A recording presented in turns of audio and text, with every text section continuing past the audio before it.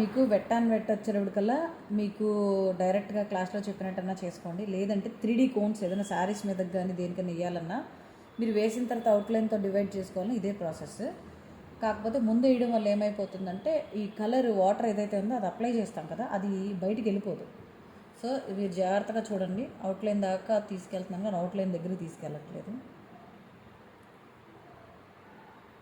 Brush ఎక్కువ వాటర్లో ముంచారు అనుకుంటే కనుక కొంత టైం ఇవ్వండి, దూరంగా పెట్టండి. ఓకేనా? సో ఇక్కడ లోపల దాకా వెళ్ళిపోనివ్వకండి. ఇప్పుడు ఒకటి అయ్యింది కదా, అండ్ ఒకటి కొంచెం దూరంగా, కొంచెం మరి దాని దగ్గర తీసుకెళ్ళిపోకండి.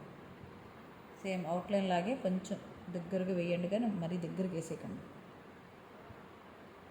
ఇవి శారీస్కి చున్నీస్కి అయితే వేసేది కాటన్ మీద కాదు, కానీ షిఫాన్ మీద కానీ ఆర్గంజా మీద కానీ ఇలా అలాంటి పల్చగా ఉండే లేయర్స్ లాగా కనిపించే వాటి మీద ఇవి చాలా బాగుంటాయి. చూడండి, ఇక్కడ నేను చేస్తున్నా అయినా స్ప్రెడ్ అయ్యి వెళ్ళిపోతుంది. 3D కోన్ దాటి కూడా వెళ్ళిపోతుంది. బికాజ్ అది కాటన్ కాబట్టి ఆ ప్రాబ్లము. మిగతా అంత ఈజీగా లాక్కోవు. ఇక్కడ చూడండి, నేను వాటర్ మీకు జాగ్రత్తగా ఎందుకు చూపిస్తానంటే స్ప్రెడ్ అయ్యి బయటికి వెళ్ళిపోతాయి కాటన్కి.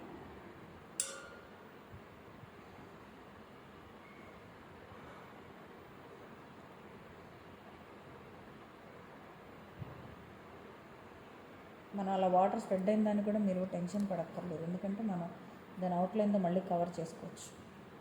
సో ఇక్కడ చూసారు కదా, స్ప్రెడ్ అవుతూ ఉంది. సో అందుకని మీరు మధ్యలో చేస్తే స్ప్రెడ్ అయినా కూడా ఇక్కడ దాకా వెళ్తుంది. ఈ ఎండింగ్ వేసుకుంటే జాగ్రత్తగా వేసుకోండి.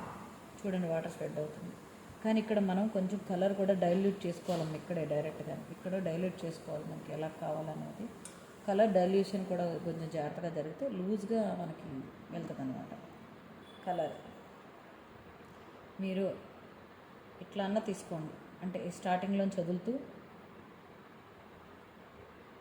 ఇట్లా అన్న తీసుకోండి, లేదు ఒక సైడ్కి తీసుకోండి. షేడ్స్ వేస్తాం కదా, అట్లానే తీసుకోండి. సేమ్ షేడ్స్ లాగే వేసేసి వదిలినా కూడా తీసేసుకుంటుంది అది మొత్తం, కానీ ట్రాన్స్పరెంట్ లుక్గా ఉంటుంది అన్నమాట ఇది. సో జాగ్రత్తగా ఇట్లా వదలండి. సో మీది ఇంకొంచెం డార్క్ చేసుకోవాలి, కొంచెం ఇక్కడ స్టార్టింగ్లో థిక్నెస్ కానీ ఇక్కడ. సో అప్పుడు కలర్ ఇంకొంచెం డార్క్లో తీసుకోండి. సేమ్ ఇదే కలర్ని కొంచెం డార్క్లో తీసుకోండి.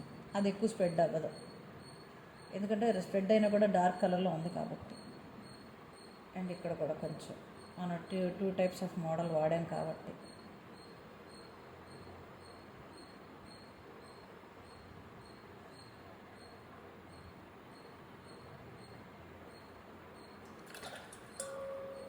మళ్ళీ వాటర్, ఇక్కడ కూడా కలర్ డైల్యూషన్.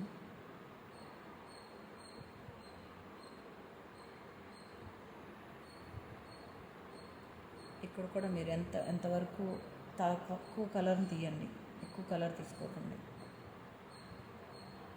మీకు ఏంటంటే అక్కడ స్ప్రెడ్ చేయడం మాత్రమే చూపించారు, కానీ మనం ఒక డిజైన్ని ఇలా యూజ్ చేయాలి. ఏ టెక్నిక్ అయినా డిజైన్గానే మారాలి. మారినప్పుడు మాత్రం మీకు వర్క్ తెలుస్తుంది. మళ్ళీ వాటర్,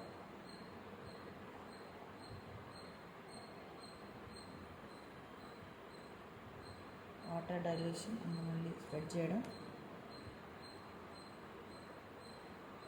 ఇక్కడ కూడా వాటర్ మీరు చూసుకుంటూ ఉండండి.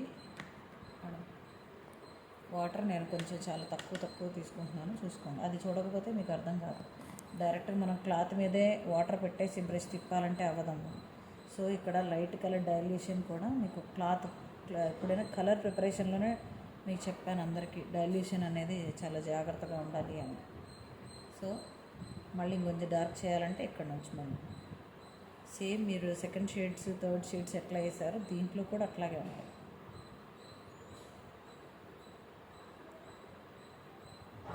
అండ్ ఇక్కడ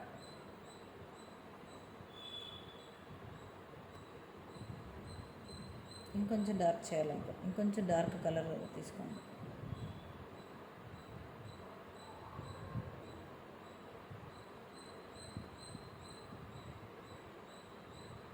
ఇక్కడ కూడా మనం ఆల్రెడీ మనం డార్క్ కలర్ ఇవ్వాలి ఒక సైడ్కి. అది స్ప్రెడ్ అవుతూ ఉండని అని నేను వదిలేశాను. అండ్ ఇక్కడ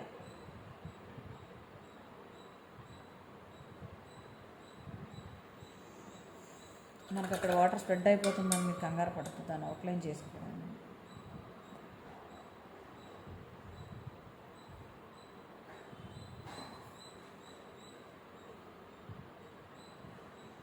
సో మీకు అర్థమైంది కాబట్టి నేను మొత్తం అంతా కూడా వాటర్ పెట్టేసేసి చేస్తాను.